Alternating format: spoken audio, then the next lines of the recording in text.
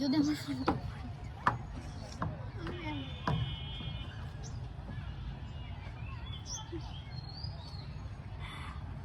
আমাদের কেউ ছবি তুলে দেওয়ার মতো নেই, ভিডিও করে দেওয়ার মতো নেই, তাই আমরা ফোনটা একটা জায়গায় রাখছি, রেখে ছবি তুলতেছে, ভিডিও করতেছে। এটা গায়ে তাহলে একটু সুন্দর লাগবে, ফেসটা যদি একটু ক্লিয়ার। আমার বান্ধবী ছবি তোলা শিখে গেছে, আজকে অনেক সুন্দর সুন্দর ছবি তুলে দিছে আমাকে। তা আমি ওর সাথে যখন খাওয়াবো, আমি যখন ওর সাথে বের হই, আমি কখনো ভালো জামা পরি না, নতুন জামা পরি না। ভালো জামা মিন্স হচ্ছে যে জামা পরে আমার ছবি আছে, ওই জামাগুলো আমি পরি।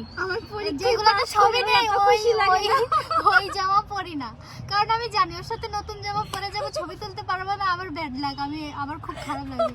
কিন্তু আজকে দেখলাম আমাকে অনেক সুন্দর সুন্দর ছবি তুলে দিচ্ছে, তাই ভাবছি এদিকে আমার বান্ধবীর সাথে যখন আমি মানে বের হবো, ভালো জামা পরবো, যে জামা পরে ছবি তুললে ছবি আপলোড দিতে পারবো। ক্রেডিট গোস টু আমার বান্ধবী। তুমি তোমার ফিলিংস বলতে চাইতেছি।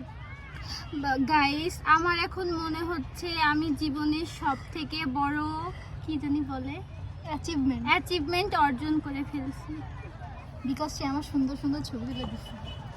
কারণ আমার বান্ধবী অনেক কিপটা, এতটুকু প্রশংসা করে না, আজকেই করবে। এই কিপটা, what do you mean by কিপটা? আমি ওকে যথেষ্ট পরিমাণে প্রশংসা করি, আমি যথেষ্ট পরিমাণে প্রশংসা করছি। কিন্তু গাইস, ওইটা আমার ফাপুর মনে হয়। তুই বলতে পারলি? ওইটা আমার ফাপুর মনে হয়। বলতে পারলি? হ্যাঁ হ্যাঁ হ্যাঁ।